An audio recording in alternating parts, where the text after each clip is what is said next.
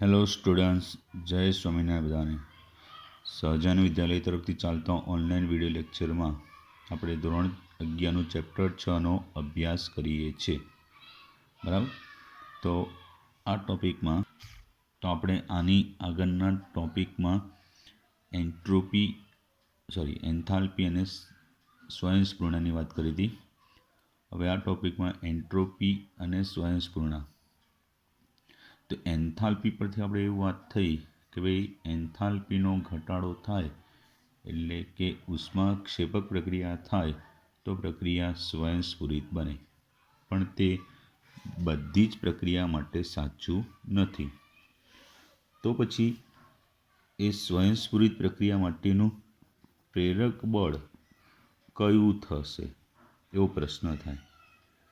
તો આપણે એક એવો કિસ્સો લઈએ કે એમાં એન્થાલ્પીનો ફેરફાર ડેલ્ટા H0 થાય. આ 3 માર્ક્સમાં કે 5 માર્ક્સમાં પૂછવા માટે ખાસ અગત્યનું.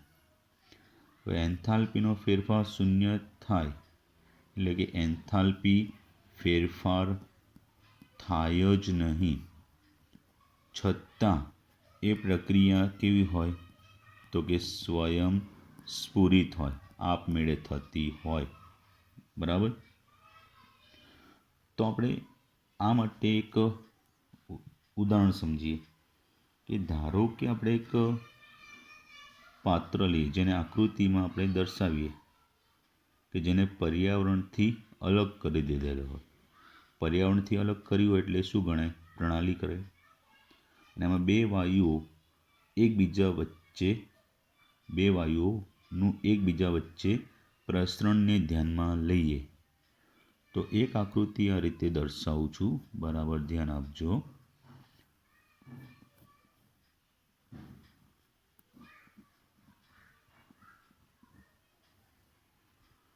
આ રીતે એક પાત્ર છે કે એની અંદર એને પર્યાવરણથી અલગ કર્યું એટલે એમાં જે વાયુ હોય એ શું બની જાય? પ્રણાલી બની જાય. કે એને આને આપણે શું કહીએ છીએ? ખસેડી શકાય તેવું એક પાત્ર એટલે કે વિસ્થાપક કહીએ. બરાબર. શું કહીએ છીએ ને? વિસ્થાપક એ કહીએ. એના વડે બે વાયુને અલગ કરેલા છે. એકમાં એ વાયુ છે, બીજામાં તો કે બી વાયુ છે. કયો વાયુ છે? બી વાયુ છે. બરાબર. તો આપણે એક પાત્ર જે આકૃતિમાં દર્શાવ્યું છે તેને પર્યાવરણથી અલગ કરી દીધેલ છે અને તેમાં બે વાયુઓને એકબીજા વચ્ચેના પ્રસરણને ધ્યાનમાં લઈએ છીએ. તે બે વાયુઓમાં એ અને બી દર્શાવે છે. એકને બ્લુ રંગના ટપકાથી, એકને રેડ કલરના ટપકાથી દર્શાવ્યું છે. તેમને ખસી શકે એવા આ શું છે? એક ખસી શકે તેવા વિભાજક વડે અલગ કરેલ છે. જ્યારે હવે આ વિભાજકને ખેંચી લેવામાં આવે છે ત્યારે વાયુ એકબીજામાં, એ વાયુ બીમાં અને બી વાયુ એમાં, બરાબર, બી વાયુ એમાં, એ વાયુ બીમાં, એટલે એકબીજામાં પ્રસરણ થવાનું શરૂ કરે છે અને અમુક સમય પછી એ પ્રસરણ પૂર્ણ થાય છે. શું થાય છે? પ્રસરણ પૂર્ણ થાય છે. 1 મિનિટ. હવે પ્રસરણ પૂર્ણ થતાં શું થશે? તો કે એકબીજામાં એ પ્રસરણ પૂર્ણ થઈ ગયું. બરાબર. તો આ પ્રક્રિયામાં તપાસીએ તો વિભાજન પહેલાં આપણે પ્રસરણ પૂર્ણ ક્યારે થાય? કે બંને વાયુ એકબીજામાં સરખી માત્રામાં મિશ્રણ પામે એટલે શું રચે? એક સમાંગ મિશ્રણ, એક સમાંગ પ્રણાલી રચે. સમાંગ મિશ્રણ કે સમાંગ પ્રણાલી રચે ત્યારે એ પ્રસરણ પૂર્ણ થાય છે. બરાબર. તો આ પ્રસરણ પહેલાં, પ્રસરણ પૂર્ણ થયા બાદ તો બરાબર જાણજો. તો આપણે વિભાજન પહેલાં ડાબી બાજુના પાત્રમાંથી, ડાબી બાજુ ભાગ છે ને, એ ડાબી બાજુના પાત્રમાંથી વાયુના અણુ લેવાનો પ્રયત્ન કરીએ તો આપણે ચોક્કસપણે કહી શકીએ કે એ કોના, એ વાયુના અણુ હોય. એ જ રીતે જમણી બાજુના પાત્રમાંથી એટલે ભાગમાંથી વાયુ લેવાનો પ્રયત્ન કરીએ તો એ કયા, બી વાયુના અણુઓ છે. પરંતુ વિભાજન ખસેડી લીધા બાદ પાત્રમાંથી અણુ લેવાનો પ્રયત્ન કરીએ તો ચોક્કસ રીતે કહી ના શકીએ કે એ વાયુના અણુ હશે કે બી વાયુના અણુ હશે. તો આપણે એમ કહી શકીએ પ્રણાલીનું પ્રાકથન કરવું અઘરું થયું. પ્રણાલી છે એનું પ્રાકથન, અનુમાન, પ્રાકથન, એ પ્રણાલીનું પ્રાકથન કરવું અઘરું થયું. એટલે કે બીજું કેવું હોય તો એ કેવું બની ગયું, વધુ અસ્તવ્યસ્ત. પહેલાં નિયમિત ચોક્કસ હતું કે આમાંથી એ જ વાયુ મળે, આમાંથી બી વાયુ મળે. હવે એમાંથી એ મળશે કે બી મળશે, એ પ્રાકથન કરવું અઘરું થયું. એટલે કે અસ્તવ્યસ્ત થઈ ગયું, વધુ અસ્તવ્યસ્ત થયું. તો આપણે બીજી અભિધારણા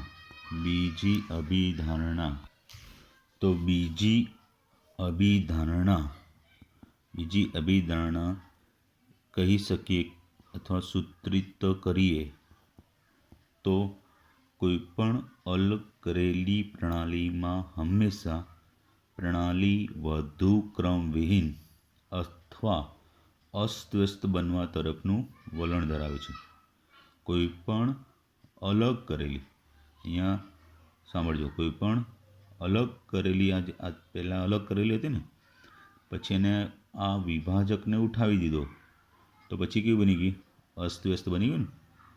તો કોઈ પણ અલગ કરેલી પ્રણાલી, શું ફરીથી બરાબર ધ્યાન, કોઈ પણ અલગ કરેલી પ્રણાલી કેવી તરફ, તો કે એ પ્રણાલી હંમેશા વધુ ક્રમવિહીન અથવા તો કે અસ્તવ્યસ્ત બનવા તરફનું વલણ હોય છે. તો આને આપણે શું કહેવાય, સ્વયંસ્ફુરણાનું અથવા સ્વયંભૂતાનું, સ્વયંસ્ફુરણા એટલે કે આપમેળે થતી પ્રક્રિયાનું, એ સ્વયંસ્ફુરણાનું અભિલક્ષણ એટલે કે લાક્ષણિકતા કહેવાય છે. તો ધ્યાન રાખજો, કોઈ પણ સ્વયંસ્ફુરિત પ્રક્રિયા હોય એમાં શું થાય કે હંમેશા એ વધુ ક્રમવિહીન કે અસ્તવ્યસ્ત તરફ જવાનું વલણ ધરાવે છે. આ ધ્યાન આપી દેજો. તો આ તબક્કે આપણે બીજો ઉષ્માગતિય વિધેય એન્ટ્રોપી, કે જેને એસ વડે દર્શાવાય છે, એને રજૂ કરીએ. તો ઉપર જણાવેલ જે અસ્તવ્યસ્તતા છે એ અસ્તવ્યસ્તતા એન્ટ્રોપીની અભિવ્યક્તિ છે. ટૂંકમાં અસ્તવ્યસ્તતા એ જ શું કહેવાય, એન્ટ્રોપી. બરાબર. તો આના માટે માનસિક રીતે એવું વિચારી શકાય કે એન્ટ્રોપી પ્રણાલીમાં ક્રમવિહીનતા અથવા અસ્તવ્યસ્તતાનું માપ છે. એટલે એન્ટ્રોપીની વ્યાખ્યા કેવી હોય તો શું કહી શકાય, પ્રણાલી જે છે એ પ્રણાલીમાં ક્રમવિહીનતા અથવા તો કે અસ્તવ્યસ્તતાનું માપ છે. આ એની વ્યાખ્યા થઈ, ધ્યાન આપજો, એન્ટ્રોપીની. બરાબર. તો અલગ કરેલી પ્રણાલીમાં જેટલી વધારે અસ્તવ્યસ્તતા એટલી એન્ટ્રોપી વધુ.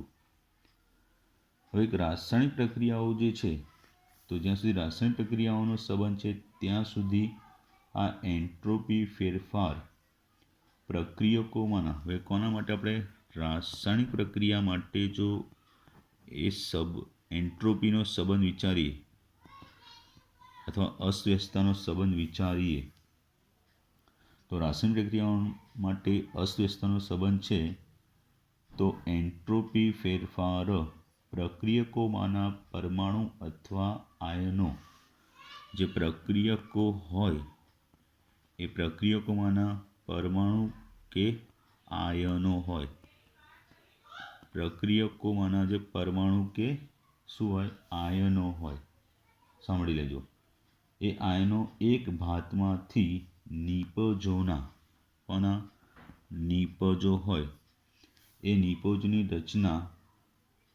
નિપજો છે એ નિપજોની રચનામાં એના પરમાણુ કે અણુઓમાં, પરમાણુ કે અણુ કે આયનોમાં શું થાય, ફેર ગોઠવણી થાય.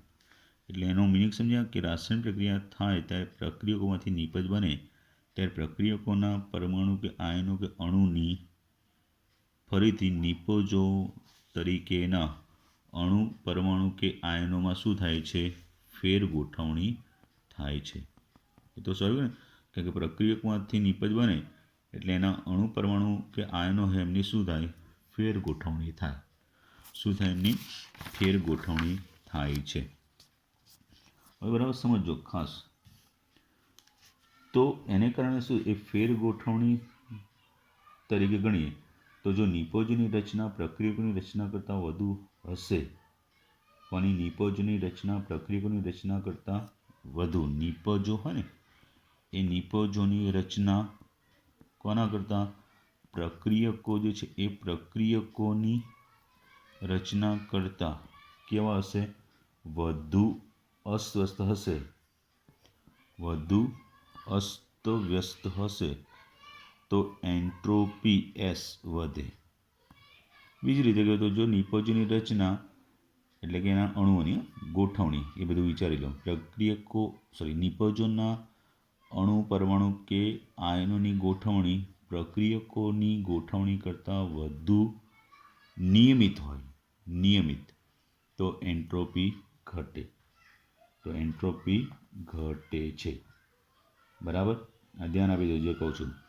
વધુ નિયમિત હોય તો એન્ટ્રોપી શું થાય, ઘટે. સમજી ગયા? ઓકે. તો રાસાયણિક પ્રક્રિયા સાથે સંકળાયેલ એન્ટ્રોપી ફેરફાર પ્રક્રિયામાં ભાગ લેતી સ્પીસીસ રચનાને ધ્યાનમાં લઈને ગુણાત્મક રીતે કરી શકીએ. રાસાયણિક પ્રક્રિયા સાથે સંકળાયેલ એન્ટ્રોપી ફેરફાર, સાંભળી લેજો, કોના રાસાયણિક પ્રક્રિયા હોય એની સાથે સંકળાયેલો એન્ટ્રોપી ફેરફાર ડેલ્ટા એસ એ પ્રક્રિયામાં ભાગ લેતી જે સ્પીસીઝ હોય એ સ્પીસીઝની રચનાને ધ્યાનમાં લઈ, પ્રક્રિયામાં ભાગ લેતી જે સ્પીસીઝ હોય એ સ્પીસીઝની જે રચના છે એ રચનાને ધ્યાનમાં લઈ, એને ધ્યાનમાં લઈ અને એને ગુણાત્મક કરી શકીએ. ગુણાત્મક કરી શકીએ એટલે જેટલી એ સ્પીસીસની રચના વધુ નિયમિત એટલી એન્ટ્રોપી ઘટે, એટલે એટલો ફેરફાર ઓછો. બરાબર, જેટલું એ અસ્વસ્થતા વધે તો એન્ટ્રોપી વધે તેટલો વધારો થશે. બરાબર, તો આ પરથી આપણે કહી શકીએ કે જો સ્ફટિકમય ઘન પદાર્થ હોય તો એમાં અણુ પરમાણુ કે આયનો એ કેવા નિયમિત ચોક્કસ રીતે ગોઠવાયેલા હોય સ્ફટિકમય ઘન પદાર્થમાં. જ્યારે પછી એનું પ્રવાહીમાં રૂપાંતર થાય તો એમાં એનું અણુઓ થોડા અસ્તવ્યસ્ત થશે પ્રવાહીમાં, અને જ્યારે એનું વાયુમાં રૂપાંતર થાય તો અણુ વધારે અસ્વસ્થ ગતિ કરશે. એટલે ઘન પદાર્થમાં એન્ટ્રોપી સૌથી ઓછી થશે. વાયુમય પદાર્થની અંદર એન્ટ્રોપી સૌથી વધુ થશે અને પ્રવાહી પદાર્થમાં એન્ટ્રોપી આ બંનેની વચ્ચે, ઘન અને વાયુની વચ્ચેની હોય છે. બરાબર. તો આ રીતે આપણે રાસાયણિક પ્રક્રિયા માટે, આ ભૌતિક પ્રણાલી માટે આપણે એનું ગુણાત્મક રીતે એનું અનુમાન કર્યું. બરાબર. તો એન્ટ્રોપીને પરિમાણાત્મક રીતે કરીએ તો એન્ટ્રોપી છે એને હવે કેવું પરિમાણાત્મક, એટલે એનું ચોક્કસ હવે મૂલ્ય શું હોય એ પરિમાણાત્મક રીતે ગણીએ કે કરીએ તો ક્રમવિહીનતા કે પછી અસ્તવ્યસ્તતા, ક્રમવિહીનતા કે અસ્તવ્યસ્તતાનો અંશ ગણવાની, અસ્તવ્યસ્તતા કે ક્રમવિહીનતા ગણવાની શું કરવું પડે? એક રીત લાવવી પડે. બરાબર. ક્રમવિહીનતા કે અસ્તવ્યસ્તતા ગણવાની એનો જે અંશ હોય ને એ અંશ ગણવાની એક રીત રજૂ કરવી પડે કે જે શું કરે, અણુઓ વચ્ચે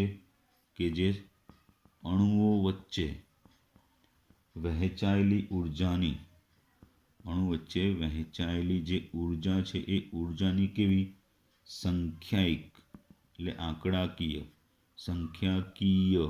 આંકડાકીય પદ્ધતિથી એ કરીએ, પરંતુ એ અશક્ય છે. પરંતુ કેવું છે? અશક્ય જેવું છે. કારણ કે અણુ વચ્ચે વહેંચાયેલી ઉર્જા છે ને આંકડાકીય કે સંખ્યાકીય પદ્ધતિથી કેવી રીતે ગણી શકાય? એ તો કોઈ ચોક્કસ પદ્ધતિ છે જ નહીં. તો એ ચોક્કસ ના હોય તો ક્રમવિહીનતા કે અસ્તવ્યસ્તતાને આપણે પરિમાણાત્મક એટલે કે ચોક્કસ રીતે ગણી શકીએ નહીં. બરાબર. તો પછી બીજો માર્ગ એ છે કે પ્રક્રમમાં સમાયેલ. તો પછી બીજો માર્ગ શું થશે? બીજો માર્ગ એ થશે કે પ્રક્રમમાં સમાયેલી ઉષ્મા સાથે પ્રક્રમને સંબંધિત કરીએ. પ્રક્રમ એટલે કે પ્રક્રિયામાં સમાયેલ ઉષ્મા સાથે પ્રક્રમને સંબંધિત કરીએ એટલે પ્રક્રિયાને રજૂ કરીએ, સંબંધિત કરીએ. બરાબર. તો સંબંધિત એટલે કે એને સાથે સાંકળી લઈએ. બીજા માર્ગમાં શું કીધું કે કોઈ બી પ્રક્રિયા કે પ્રક્રમમાં સમાયેલ ઉષ્મા સાથે પ્રક્રિયાને સંબંધિત કરીએ કે સાંકળીએ તો શું થશે? તો એને કારણે જે એન્ટ્રોપી ઉષ્માગતિ કે સંકલ્પના બને, તો સાંકળે તો એન્ટ્રોપી એ શું બનશે? ઉષ્માગતિકીય એક સંકલ્પના થશે. કેવી રીતે ઉષ્માગતિય સંકલ્પના થશે? તો કે આપણે ઉષ્માગતિય ગુણધર્મો જેવી કે આંતરિક ઉર્જા U, પછી એન્થાલ્પી H, એ બધા શું છે? એક અવસ્થા વિધેય છે. અને એમના પરથી એન્ટ્રોપી રજૂ કરીએ તો S પણ શું બને? અવસ્થા વિધેય. એટલે એન્ટ્રોપી પણ એક અવસ્થાઓ ઉપર આધાર રાખે છે. બરાબર. તો એ એમની વચ્ચેનો સંબંધ છે એન્ટ્રોપી માટે કે H બરાબર એટલે કે આંતરિક ઉર્જા અને એન્થાલ્પી સાથે એન્ટ્રોપી સંકળાયેલી છે અને એ બંને અવસ્થા વિધેય છે, તો એન્ટ્રોપી પણ અવસ્થા વિધેય થશે. આથી એન્ટ્રોપીનો ફેરફાર એ જે પથ હોય કે માર્ગ હોય એનાથી કેવું થશે? સ્વતંત્ર થશે. બરાબર. ઓકે. તો આગળની વાત કરીએ તો આગળમાં હવે તો જ્યારે પણ પ્રણાલી જે છે એ પ્રણાલીમાં ઉષ્મા ઉમેરાય, કોઈ બી પ્રણાલી હોય એની અંદર ઉષ્મા ઉમેરાય તો શું થશે? ઉષ્મા ઉમેરાય તો તેની અંદર રહેલા જે અણુ છે એની ગતિમાં વધારો થાય, એટલે કે આણ્વીય ગતિ વધે છે. અણુની ગતિમાં વધારો થાય એટલે આણ્વીય ગતિમાં વધારો થાય. એને કારણે પ્રણાલીની અંદર રહેલા અણુઓની અસ્તવ્યસ્તતામાં વધારો થાય, અને અસ્તવ્યસ્તતામાં વધારો થાય તો પરિણામે એન્ટ્રોપી એસ વધે છે. તો ઉષ્મા ક્યુ એ પ્રણાલીની અસ્તવ્યસ્તતા પર અસર પાડે છે. તો ઉષ્મા ક્યુ એ શું કરે છે? ક્યુ એ પ્રણાલીની જે અસ્તવ્યસ્તતા છે એ અસ્તવ્યસ્તતાને અસર કરે છે. બરાબર, પ્રણાલીની જે અસ્તવ્યસ્તતા છે એને અસર કરે છે. ધ્યાન આપજો. ઓકે, આગળ તો આપણે જો હવે એન્ટ્રોપી ફેરફાર ડેલ્ટા એસ અને ક્યુ એ બે વચ્ચેનો સંબંધ જોઈએ તો એ સંબંધ પરથી કહી શકીએ કે ઉષ્માનું વિતરણ એ વચ્ચેનો સંબંધ જો મેળવવો હોય તો એ પરથી આપણે કહી શકીએ એ સંબંધ માટે કે ઉષ્મા ક્યુનું વિતરણ એ તાપમાન પર આધારિત છે. શાના પર આધારિત છે? તાપમાન પર. બરાબર, તો ઊંચા તાપમાને રહેલી પ્રણાલી નીચા તાપમાને રહેલી પ્રણાલી કરતાં વધારે અસ્વસ્થતા ધરાવે. ઊંચા તાપમાને શું હોય? ઉષ્મા વધુ હોય, એટલે અણુની ગતિ વધુ હોય. અણુની ગતિ વધે એટલે અસ્તવ્યસ્તતા વધુ હોય. જ્યારે નીચા તાપમાને શું હોય? ઉષ્મા ઓછી હોય. ઉષ્મા ઓછી હોય એટલે અણુની ગતિ ઓછી હોય, ઘટે, એટલે અસ્તવ્યસ્તતા ઘટે. એટલે કહેવાનો મતલબ અસ્તવ્યસ્તતા કેવી હોય? ઓછી હોય. ધ્યાન આપજો. બરાબર, તો આમ તાપમાન પ્રણાલીમાં કણોની અસ્તવ્યસ્ત ગતિનું સરેરાશ માપ છે. તાપમાન એ જે અણુઓ છે એની કેવી અસ્તવ્યસ્ત ગતિ છે એનું માપ, એનું કેવું સરેરાશ માપ છે. પણ તાપમાન તો ઊંચા તાપમાને હવે એક આ બાબત ધ્યાન આપજો કે નીચા તાપમાને કોઈ એક પ્રણાલી છે અને બીજી ઊંચા તાપમાને એક પ્રણાલી છે. બંનેમાં એક સરખો ઉષ્માનો જથ્થો ઉમેરવામાં આવે, સરખો ઉષ્માનો જથ્થો ઉમેરવાનો, તો ઊંચા તાપમાનવાળા કરતાં નીચા તાપમાનવાળામાં અસ્વસ્થતા વધે છે. અસ્વસ્થતા વધે છે. બરાબર, એટલે અસ્વસ્થતા વધે છે તો આ સૂચવે છે કે એન્ટ્રોપી ફેરફાર એ જે તાપમાન છે એ તાપમાનના વ્યસ્ત પ્રમાણમાં છે. કારણ કે નીચા તાપમાનવાળામાં ઉષ્માનો સરખો જથ્થો ઉમેરતા એની અસ્વસ્થતા ઊંચા તાપમાનવાળા કરતાં વધે છે. એટલે તાપમાનના કેવું થયું? વ્યસ્ત પ્રમાણમાં. તો આ પરથી એન્ટ્રોપી ફેરફાર પ્રણાલીની અવસ્થામાં જે ફેરફાર કરવો હોય કે અણુની ગતિમાં ફેરફાર કરવો હોય એ માટે આપવી પડતી ઉષ્મા, બરાબર, કેવી? રિવર્સિબલ એટલે પ્રતિવર્તી રૂપે અપોન તાપમાન. તો આ પરથી એનું એકમ બને જૂલ પ્રતિ કેલ્વિન એકમ બને. તો આ સ્વયંસ્ફુરિતતા માટે નક્કી કરવું હોય તો જો કોઈ પ્રક્રિયા આપમેળે થાય, સ્વયંભૂત થાય, તો પ્રણાલી અને પર્યાવરણ બંનેની એન્ટ્રોપીમાં ફેરફાર થાય. બંનેની એન્ટ્રોપીમાં ફેરફાર થાય.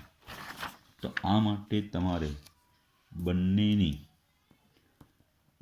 એટલે પ્રણાલી અને પર્યાવરણ બંનેની એન્ટ્રોપી ફેરફાર ડેલ્ટા એસ શોધવો પડે. તો પ્રણાલી માટે એન્ટ્રોપી ફેરફાર લેવું હોય તો ડેલ્ટા એસ પ્રણાલી ઇક્વલ ટુ ડેલ્ટા એચ પ્રણાલી અપોન ટી. બરાબર, ક્યુ રિવર્સિબલ જે છે એ ક્યુ રિવર્સિબલ જે આપણે અહીંયા વાત કરીએ તો આના બરાબર અથવા બીજું શું લખી શકાય? Delta H by T. આના બરાબર ડેલ્ટા એચ થઈ જાય. એવી રીતે પર્યાવરણ માટે જો લખવું હોય તો ડેલ્ટા એસ પર્યાવરણ બરાબર ડેલ્ટા એચ પર્યાવરણ અપોન ટી. તો આથી ડેલ્ટા એસ ટોટલ બરાબર આ બંનેનો સરવાળો ડેલ્ટા એસ પ્રણાલી પ્લસ ડેલ્ટા એસ પર્યાવરણ. હવે જો આ સરવાળો ગ્રેટર દેન 0 હોય તો અસ્વસ્થતા વધે. અસ્વસ્થતા વધે તો પ્રક્રિયા કેવી થાય? સ્વયંભૂ થશે. લેસ દેન 0 હોય તો અસ્તવ્યસ્તતા ઘટે. અસ્વસ્થતા ઘટે તો પ્રક્રિયા સ્વયંભૂ થશે નહીં. અને ઇક્વલ ટુ 0 થાય તો અસ્તવ્યસ્તતા એ કેવી થશે? શૂન્ય. એ શૂન્ય થાય તો પ્રક્રિયા કેવી છે? સંતુલનમાં છે એવું કહેવાય. તો આ રીતે પ્રણાલી પર્યાવરણની એન્ટ્રોપી ફેરફાર પરથી એ પ્રક્રિયાની એન્ટ્રોપી ફેરફાર કુલ એન્ટ્રોપી ફેરફાર સુધી અને પ્રક્રિયાની સ્વયંભૂતા છે એની પ્રાકથન એટલે અનુમાન કરી શકીએ. બરાબર. તો આ રીતે ડેલ્ટા એસ એક માત્રાત્મક અને બીજું અવસ્થા વિધેય થયું. બરાબર. તો 1 થી 2 વિડીયો લેક્ચર જોઈ અને સમજી લેવાનું. અને એકાદ વાર મેં વિડીયો લેક્ચર કીધું છે એ પ્રમાણે પોઈન્ટ વાઇઝ લખી લેવાનું. બરાબર. ચોક્કસપણે આવડી જશે. જય સ્વામિનારાયણ.